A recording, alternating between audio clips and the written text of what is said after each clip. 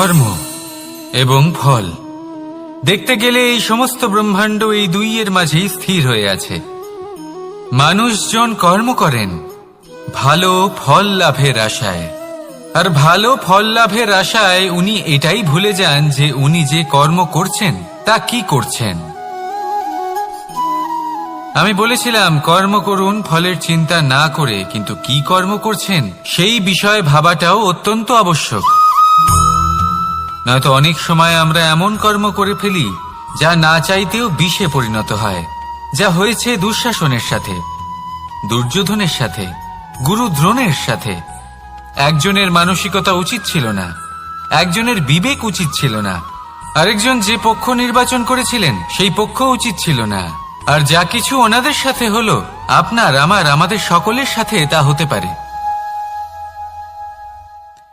আমি বলেছিলাম কর্ম করুন, ফলের চিন্তা করবেন না, কিন্তু এই কর্মের বিষয়ে বিচার করে দেখাটাও ততটাই আবশ্যক। দেখুন, কর্ম করার উচিত প্রক্রিয়া ফলের চিন্তা না করা, কিন্তু যদি আপনার কর্ম শুভ হয় তাহলে তার ফলও নিয়তি আপনাকেই দেবে। সর্বদা কর্ম করার সময় এটা ভাবুন যে আপনার এই কর্ম এই সংসারকে, এই সমাজকে, আপনার পরিবারকে, আপনার আশেপাশের মানুষজনকে কোন দিশায় নিয়ে যাবে। যদি এটা সবার জন্য মঙ্গলময় হয় তাহলে কর্ম করতে থাকুন। আর হ্যাঁ, নিশ্চিত রূপে ফলের চিন্তা করবেন না। আসুন আমার সাথে ভালোবেসে বলুন, রাধা রাধা। কর্ম এবং ফল। মানুষের স্বভাব হলো এটাই যে তিনি নিজের প্রত্যেক পরিশ্রমের প্রতিফল প্রার্থনা করেন। বেশিরভাগ সময় এই ফলাফলের চিন্তা করতে করতে, কল্পনা করতে করতে উনি কর্ম করতে থাকেন যে আমি এই কাজটা করলে এই ফল পাবো। সেই সব কল্পনা করতে থাকেন যা না তার হাতে আছে, না আছে অধিকার, আর না আছে নিয়ন্ত্রণ। উনি শুধু নিজের কর্ম করতে পারেন। উনি কি ফল পাবেন তা তার হাতে কখনোই নেই।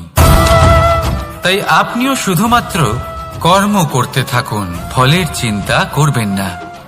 মনে রাখবেন, শিকড় এবং শাখা যেভাবে একে অপরের সাথে জড়িয়ে, সেইভাবেই একে অপরের সাথে জড়িয়ে কর্ম এবং ফল। যেরকম কর্ম আপনি করবেন সেরকম ফল আপনি অবশ্যই পাবেন।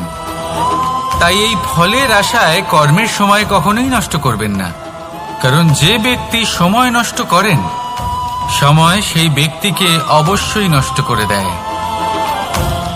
কর্ম করুন নিঃস্বার্থভাবে, ফলের চিন্তা করবেন না, আর আমার সাথে ভালোবেসে বলুন, রাধা রাধা।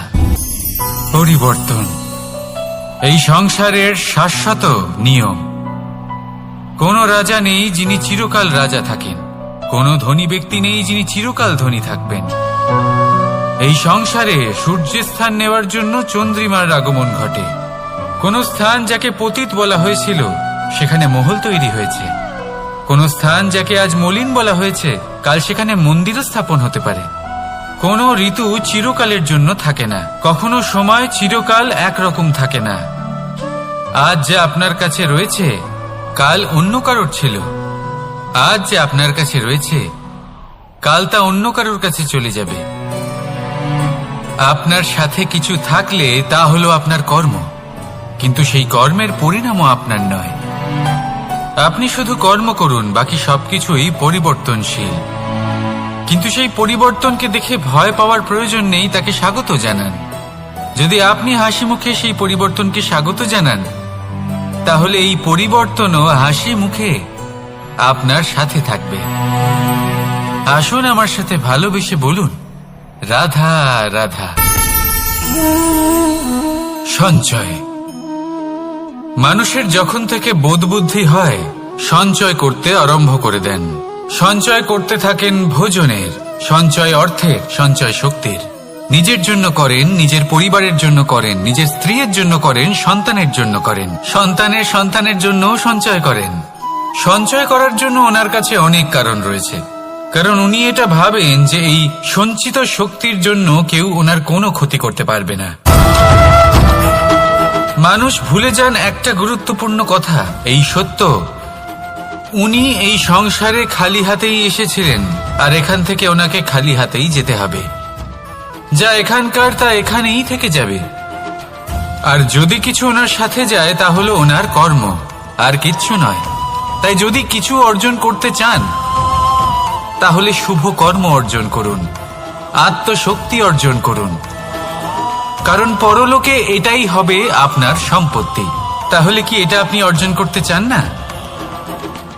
আসুন আর আমার সাথে ভালোবেসে বলুন, রাধা রাধা। সুখ আর অভিজ্ঞতা এই দুই জীবনে একসাথে কখনোই আসে না। মনে রাখবেন, যেখানে সুখ থাকে সেখানে অভিজ্ঞতা থাকে না। আর যখন এই সুখ আমাদের জীবন থেকে দূরে চলে যায় তখন আমাদের জীবনে আসে এই অভিজ্ঞতা। পরমাত্মা, প্রকৃতি, নিয়তি এই অভিজ্ঞতাকে আমাদের জীবনে পাঠান যাতে আমরা একটা অত্যন্ত গুরুত্বপূর্ণ শিক্ষা, একটা জ্ঞান প্রাপ্ত করতে পারি। এই অভিজ্ঞতা আমাদের শেখায় যে অতীতে এমন কি হয়েছিল যা আমাদের করা উচিত হয়নি। আমাদের শেখায় ভবিষ্যতে এমন কি আছে যা আমাদের করা উচিত আর কি করা উচিত নয়। দেখতে গেলে এই অভিজ্ঞতা আমাদের সেই শিক্ষা দেয় যার জন্য আমরা সুখের দিকে উচিতভাবে অগ্রসর হতে পারি।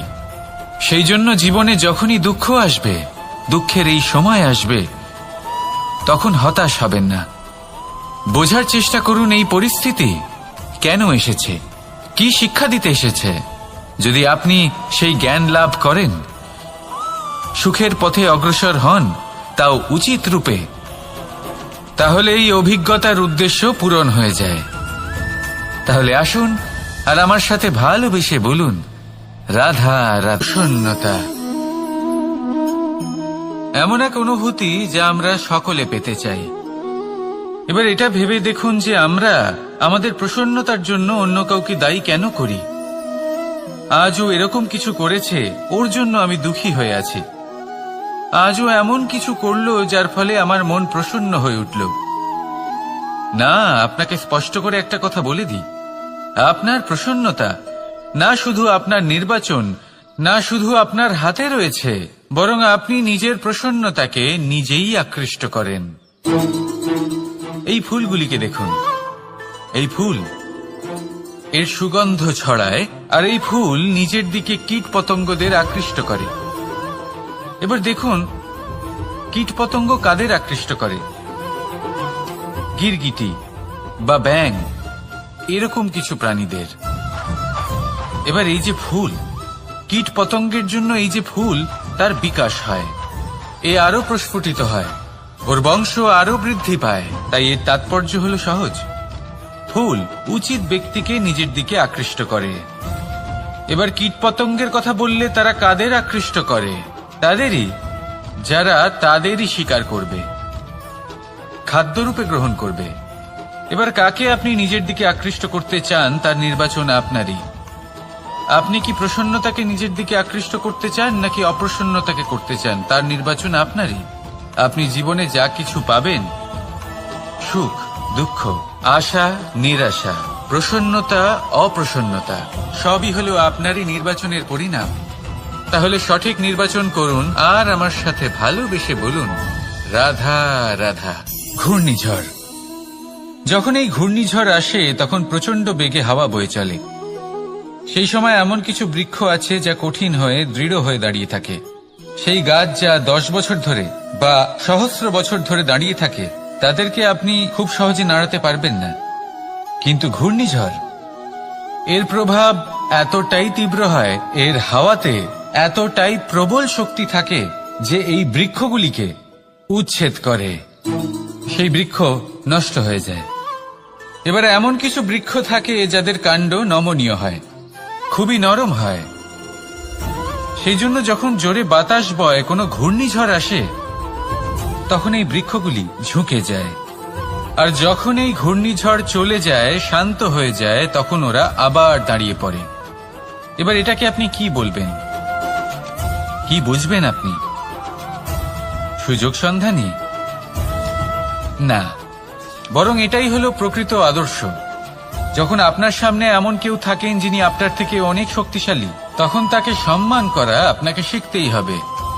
তাই মনে রাখবেন, এই সংসারে যখনই দুই শক্তির একে অপরের সাথে সংঘর্ষ হয়, শুধুই বিনাশ হয়। কিন্তু যখন শক্তির সাথে আসক্তি মিলিত হয়, সেখানে সুরক্ষা থাকে। সেখানেই কিছু নির্মাণ হয়।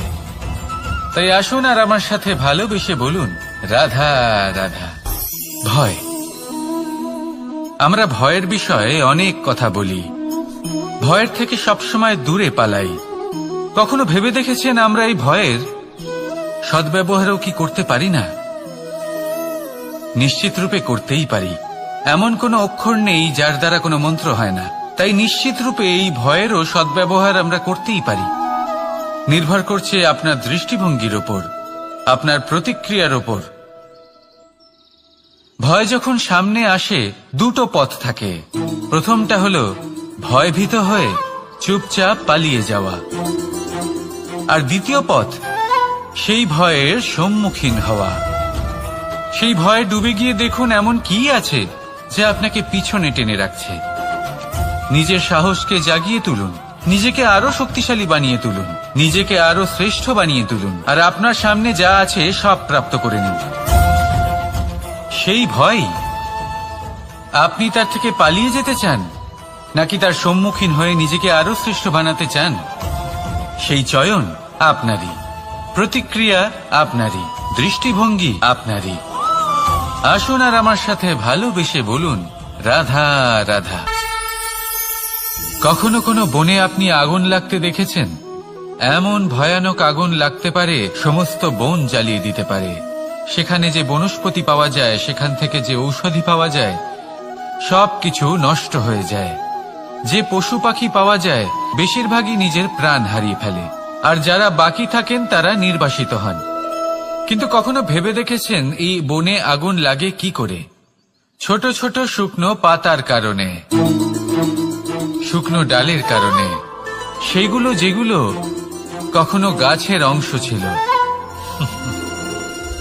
সবসময় মনে রাখবেন, গাছ আমরা কুড়ুল দিয়ে কেটে থাকি, কিন্তু গাছ কখনো কুড়ুলের ডগা দিয়ে কাটা যায় না। বরং এই যে হাতলটা আছে, তাতে যে শক্তি লুকিয়ে রয়েছে, এই শক্তির দ্বারা গাছ কাটা হয়। এবার বলুন, এই যে হাতল, এ কি দিয়ে তৈরি হয়? স্বয়ং গাছের দ্বারাই। এর থেকে আপনি কি শিক্ষা পেলেন? যদি কেউ আপনজন হন, যে আপনার কোনো দরকারে লাগছেন, সেই কারণে তাকে নিজের থেকে দূরে করবেন না। যদি তার সাহায্যের প্রয়োজন হয় তাহলে তাকে সাহায্য করুন, যদি তার সঙ্গের প্রয়োজন হয় তাহলে তাকে সঙ্গ দিন। নিঃস্বার্থভাবে আপনজনদের বিকাশের পথে নিয়ে যান। নিজের স্বার্থ অনুসারে আপনজনদের নিজের জীবনে রাখবেন না। আসুন আর আমার সাথে ভালোবেসে বলুন, রাধা রাধা। জীবনে লক্ষ্য লাভ কি করে করতে হয়? কেউ বলবে বন্ধুদের সাহায্যে, কেউ বলবে প্রেমের সাহায্যে, কেউ বলবে নিরন্তর চেষ্টা করলে, কেউ বলবেন পরিশ্রম করলে, কেউ বলবেন ঈশ্বরের আশীর্বাদে, ইত্যাদি ইত্যাদি। আমি আপনাকে বুঝিয়ে বলি, এই যেমন ত্রিলোক আছে, অর্থাৎ 3 লোক আছে, যাকে সঞ্চালন করে ত্রিদেব বা 3 জন দেবতা। সেইভাবে নিজের লক্ষ্যে পৌঁছানোর জন্য 3টি ভাবের প্রয়োজন পড়ে। প্রথম ভাব হলো স্বপ্ন দেখা। আপনি যদি স্বপ্ন দেখতে শুরু না করেন তাহলে সেখানে পৌঁছতেই পারবেন না। তারপর আপনাকে দৃঢ় সংকল্প নিয়ে সেই পথ যেমনই হোক তাতে চলতে হবে। এ হলো দ্বিতীয় ভাব, দৃঢ় সংকল্প। আর তৃতীয় ভাব হলো সেই লক্ষ্যের যাত্রা পূর্ণ করার জন্য প্রতিবদ্ধ হওয়া। তাই যদি আপনি স্বপ্ন দেখতে পারেন, দৃঢ় সংকল্প দ্বারা পথ যতই কঠিন হোক না কেন তাতে চলতে পারেন, আর সেই লক্ষ্য লাভের যাত্রা পূর্ণ করার জন্য প্রতিবদ্ধ হতে পারেন, তাহলে আপনি নিশ্চিত রূপে আপনার লক্ষ্য লাভ করতে পারবেন। তাই আপনি এটাই করুন, আর আমার সাথে ভালোবেসে বলুন, রাধা রাধা। কথায় আছে যে জীবনে কিছু শুরু করার আগে স্বপ্ন দেখা অত্যন্ত গুরুত্বপূর্ণ, আর এটা 100% সত্যিও। কিন্তু কিছু মানুষ স্বপ্ন দেখা শুরু না হয় করে দেন, কিন্তু তারপর থামেনি না। স্বপ্ন দেখতেই থাকেন, তারা ভাবতেই থাকেন, কর্ম করেন না। এমন সময় আপনাকে নিজেকে জাগিয়ে তুলতে হবে, নিজেকে বলতে হবে যে এবার উঠে কর্ম করার সময় এসে গেছে। কারণ আপনারা যদি অত্যাধিক বিচার করতে থাকেন, স্বপ্ন দেখতে থাকেন, তাহলে উঠে কিছুই করতে পারবেন না। আপনি শুধু একটা কাজ করুন, উঠে কর্ম করা আরম্ভ করে দিন। তারপর ভেবেচিন্তে ধীরে ধীরে নিজের কর্মকে দিশাও দিন আর তাকে উচিত গতিও দিন, কারণ এটাই হলো সাফল্যের মূল মন্ত্র। না শুধু কর্ম করুন না ভাবনা চিন্তা করে, আর না শুধু ভাবুন কর্ম না করে। সাফল্যের মূল মন্ত্র হলো এর ভারসাম্যে। তাহলে এটাই করুন, সাফল্যকে লাভ করুন, আর আমার সাথে ভালোবেসে বলুন রাধা রাধা। সূর্যের মনে হয় যে তার থেকে বেশি তেজস্বী আর উজ্জ্বল কেউ নেই, তাই তার এই অহংকার ভঙ্গ করার জন্য মেঘ চলে আসে। তারপর এই মেঘের অহংকার বেড়ে যায় যে তার থেকে বেশি ঘন আর কেউ নেই। তারপরে বাতাসের একটা প্রবল দমক আসে আর মেঘেদের ছিন্ন ভিন্ন করে দিয়ে চলে যায়। তখন বায়ুর অহংকার বেড়ে যায়, আরো ভাবে যে তার থেকে বেশি শক্তিশালী আর কেউ নেই। এই দমকা বাতাস যখন বিশাল এক পর্বতের সাথে ধাক্কা খায়, তখন সেই বাতাসের অহংকারও চূর্ণ বিচূর্ণ হয়ে যায়। তারপরে পর্বত ভাবে যে তার থেকে বেশি ধীর আর শক্তিশালী আর কেউ নেই। তখন পৃথিবীতে ভূমিকম্প হয় আর সেই বিশাল পর্বত চূর্ণ বিচূর্ণ হয়ে যায়, তারও অহংকার ভেঙে যায়। এবার ধরিত্রীর অহংকার হতে থাকে। ধরিত্রী বলে যে আমার উপর সবকিছু টিকে রয়েছে, আমার থেকে বেশি শক্তিশালী আর কেউ নেই। একটা ছোট্ট ইঁদুর আসে, মাটিতে গর্ত করে আর মাটি ধসিয়ে দেয়। ধরিত্রীর অহংকার ভেঙে যায়।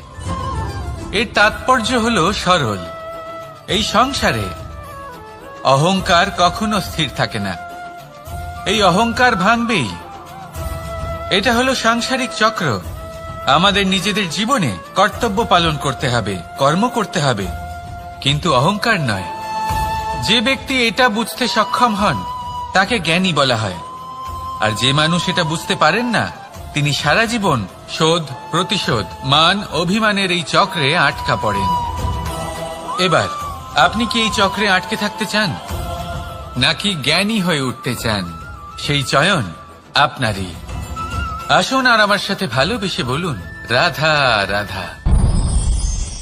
কোন যোদ্ধা জন্ম থেকে যোদ্ধা হন না, তিনি যোদ্ধা হবেন কিনা চয়ন করেন।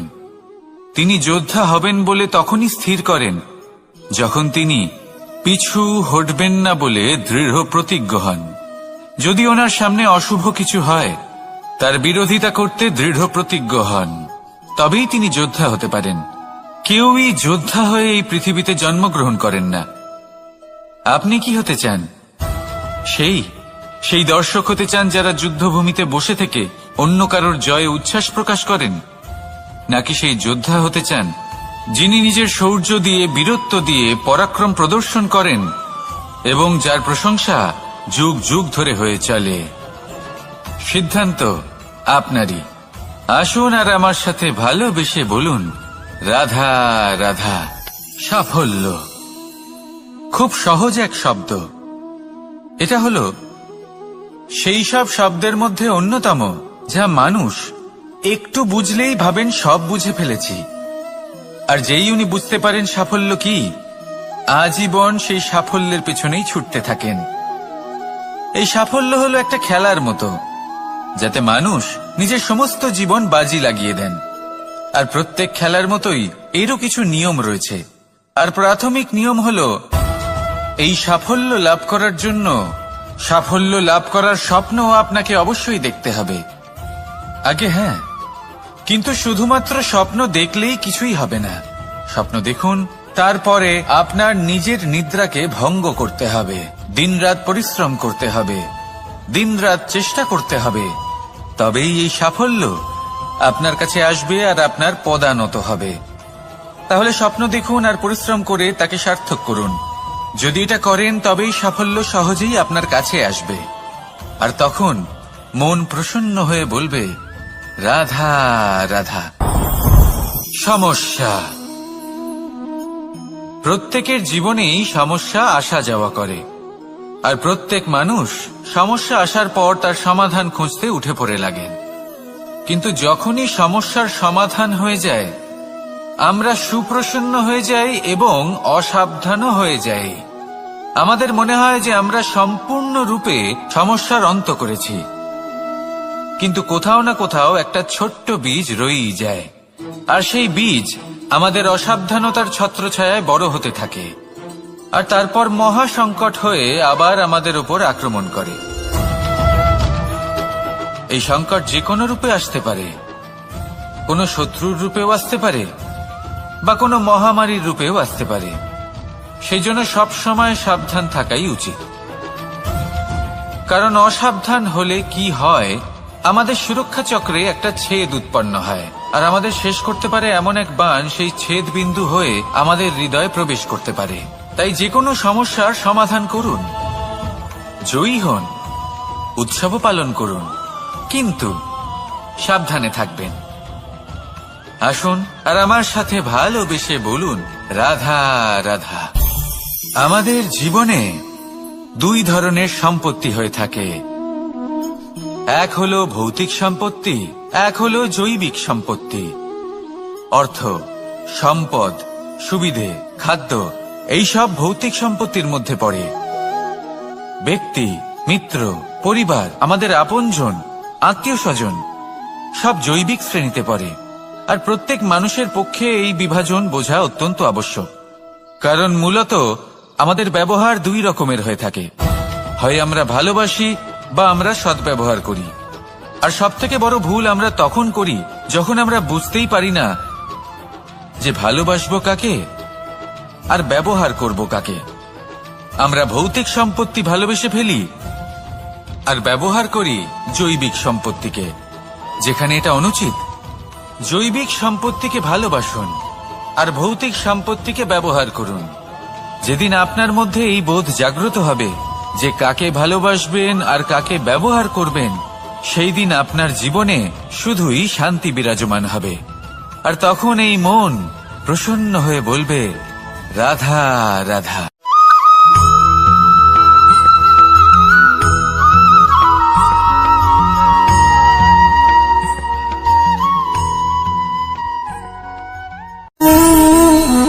সঞ্চয়। মানুষের যখন থেকে বোধ বুদ্ধি হয়, সঞ্চয় করতে আরম্ভ করে দেন। সঞ্চয় করতে থাকেন ভোজনের, সঞ্চয় অর্থের, সঞ্চয় শক্তির।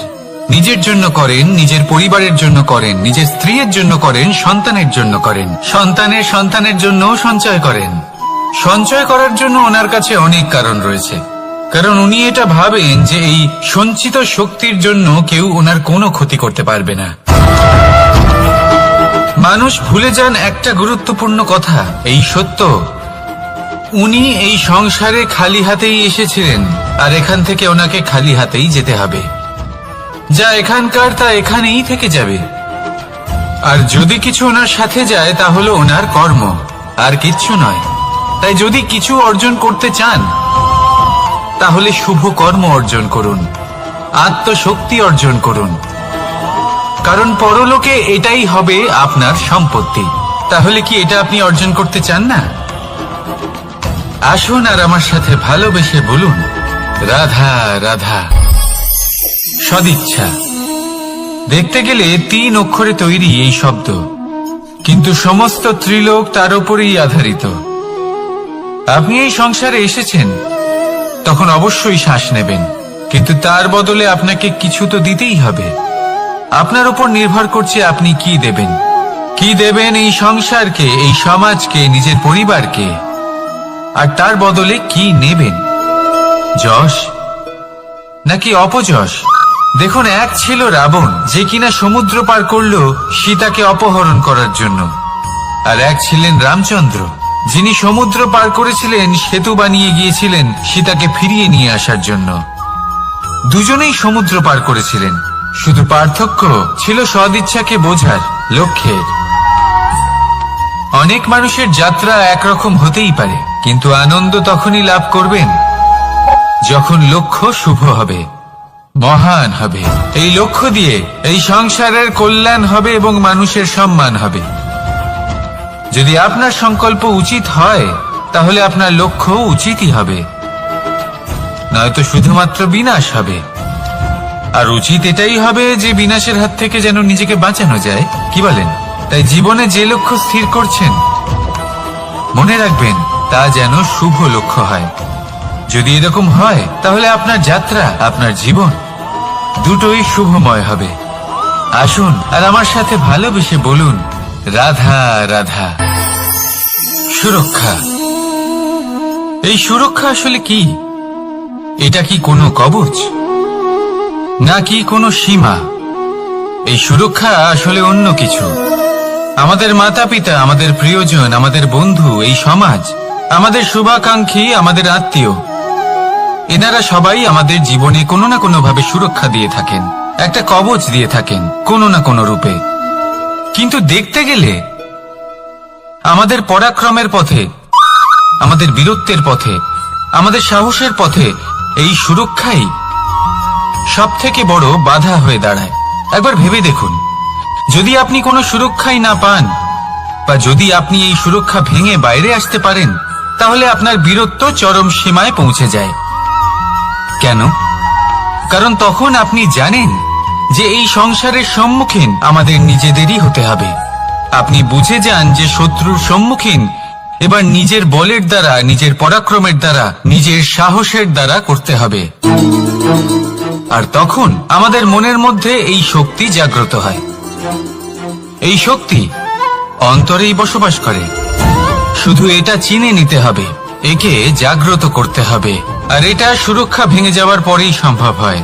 আর যারা নিজের শক্তি সম্পর্কে জানেন, যিনি নিজেই জানেন তিনি কতটা শক্তিশালী, তিনি নিজেই নিজের সুরক্ষা কবচ চিরকালের মতো ভেঙে ফেলে দেন, ঠিক কর্ণের মতো। আর তারপরে দেখুন, আপনার পরাজয় হোক বা বিজয়ী হোক না কেন, সেটাই অনেক বড় হয়, সেটাই প্রশস্ত হয়ে থাকে। সেই জন্য ত্যাগ করুন নিজের ভয়কে, নিজের আশেপাশের এই সুরক্ষা চক্রকে ভেঙে ফেলুন, আর সম্মুখীন হন এই সংসারের নিজের শত্রু সম্মুখীন হন। পরাক্রমের এই অঙ্কুর, তা অঙ্কুরিত হওয়ার জন্য বীজের উপরের এই কবচ, এটা ভেঙে যাওয়া অতি আবশ্যক। আসুন আমার সাথে ভালোবেসে বলুন, রাধা রাধা। যখন আমরা হাঁটতে থাকি আর আমাদের পায়ে কাঁটা বিঁধে যায়, তখন মুখ দিয়ে আহ বেরিয়ে আসে, কান্না চলে আসে, আর অনেক সময় অভিশাপও বেরিয়ে আসে। কিন্তু আমরা কি কখনো এটা এইভাবে দেখেছি, এইভাবে ভেবেছি যে আমরা যে পথে চলেছি সেই পথে কাঁটা বিঁধেছে, নাকি আমরা সেই পথ নির্বাচন করেছি যাতে শুধুই কাঁটা রয়েছে? নাকি আমরা এভাবে ভেবে দেখেছি যে এই কাঁটা আমাদের কষ্ট দিতে এসেছে, নাকি এটা আমরাই বিছিয়ে রেখেছিলাম? সাবধান থাকা উচিত ছিল, কারণ কাঁটা বিঁধলে যন্ত্রণা হবে, চিৎকার করে ফেলতে পারি, মুখ থেকে অভিশাপও বেরিয়ে আসতে পারে। কিন্তু এই অভিশাপ শুধুমাত্র আমাদের তরফ থেকে অভিশাপ হয়, সামনের ব্যক্তিটির উপরও নির্ভর করে। এবার সেই ব্যক্তি যদি এমন হয় যে ফুল আর কাঁটা এই দুই সমানভাবে গ্রহণ করতে পারে, তার কাছে অভিশাপও বরদানে পরিণত হয়। শেষ পর্যন্ত ব্যাপারটা দাঁড়ায় ভাবনা, চিন্তা, দৃষ্টিভঙ্গির উপর। কারণ আপনার এই ভাবনাই সত্যি হয়ে সামনে আসে। সেই জন্য এই ভাবনা, চিন্তা, মানসিকতাকে গুরুত্ব সহকারে দেখবেন। এই বিবেচনা নিয়ে বিবেচনা করতে শিখুন। আমার কথার অর্থ হলো যে জীবনে যখন এরকম কিছু একটা ঘটবে, তখন ভেবে দেখুন যে এরকম কেন হলো। আপনি কি এমন কোনো কর্ম করেছিলেন যার কর্মফল এটা? এমন কোনো কাজ যা অনুচিত ছিল, অসত্য ছিল, যা অভদ্রতার কারণ ছিল? ভেবে দেখা প্রয়োজন। দেখুন, ইচ্ছে হলো আপনার যে আপনি কি করতে চান, ভাবনা আপনার, সত্য আপনার, জীবন আপনার, সিদ্ধান্ত আপনার। আসুন আর আমার সাথে ভালোবেসে বলুন, রাধা রাধা। সময়। এই সময় আসলে কি? এই সময় একটা সরল রেখা তো কখনোই নয়। সময় হলো একটা চক্র, যেখানে এর আদি সেখানেই হলো এর অন্ত, আর যেখানে তা শেষ হয় সেখান থেকেই তার শুরু হয়। এই সময় একটা অত্যন্ত বিচিত্র চিন্তা, বিচিত্র ভাবনা, একটা বিচিত্র বস্তু যা কেউ বুঝতে পারেন না। এই সময়ের লীলা, এর কোনো প্রমাণ নেই, কোনো জ্ঞান নেই, কোনো পরিমাপ নেই। শুধু এটুকু আমরা জানতে পারি, যেখানে শেষ হবে সেখান থেকে একটা নতুন সূচনাও হবে। যা আজ আপনার কাছে আছে কাল অন্য কারোর কাছে যাবে, তারপরে তার কাছ থেকেও অন্য কারোর কাছে যাবে, তারপরে তার থেকেও ছিনিয়ে নেওয়া হবে। এই নিয়তির একজনের কাছ থেকে অন্যজনের কাছে আদান প্রদানের এই সময় হলো আপনার সময়। এই সময়ের সদ্ব্যবহার করুন, এই সময়কে বাঁচুন। আপনাকে শুধু এটাই সুনিশ্চিত করতে হবে যে আপনি কোন পক্ষে আছেন। আর সত্যি বলতে কি, আপনার জীবনের পরিণাম নির্ভর করে আপনার নির্বাচনের ওপর। আপনি কোন পক্ষ নির্বাচন করছেন। তাহলে মনে রাখবেন, জীবনে সেই পক্ষই নির্বাচন করবেন যা চয়ন করার পরে আপনি সুখ অনুভব করবেন, আপনি সন্তোষ লাভ করবেন, প্রসন্নতা লাভ করবেন। আর আমি এটাই সুনিশ্চিত করব যে এই পক্ষ যেন শান্তির পক্ষ হয়, এই পক্ষই যেন প্রেমের পক্ষ হয়। তাহলে চিন্তা করবেন না, আর আসুন আমার সাথে ভালোবেসে বলুন, রাধা রাধা। মানুষ সুখী জীবন যাপনের প্রতি এতটাই অভ্যস্ত হয়ে পড়ে যে একটা ছোট্ট সমস্যা এলেই সে সবার থেকে সাহায্য চাইতে শুরু করে দেয়। সে সাহায্য লাভও করে এবং সেই সংকট থেকে সে বেরিয়েও আসে। কিন্তু এই সাহায্য কিছু মুহূর্তের, আর কিছু মুহূর্তের হলো এই দুঃখ। এই দুই মুহূর্তের সাহায্যের জন্য আজীবন আপনি তার কাছে ঋণী হয়ে থাকেন। আর মানবিকতার খাতিরে আপনার মনে কৃতজ্ঞতা জেগে ওঠে। আর সেই কৃতজ্ঞতা বোধ হলো যে আপনি কখনো ব্যক্তিকে ছাপিয়ে যেতেই পারবেন না। সেই জন্য জীবনে সবসময় চেষ্টা করবেন নিজেকে প্রস্তুত রাখতে সেই সব সমস্যার জন্য, সেই সব বাধার জন্য যেগুলো আপনার জীবনে আসতে পারে। ততক্ষণ সাহায্য চাইবেন না যতক্ষণ না অন্য কোনো পথ না থাকছে।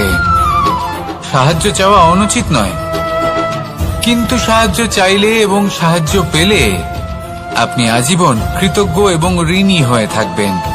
আর তারপর একদিন আপনি পরিবর্তন দেখতে পাবেন যে কিভাবে আপনি ছোট ছোট সমস্যার জন্য সাহায্য না চেয়ে বড় বড় সমস্যার সম্মুখীন হতে প্রস্তুত হয়ে গেছেন।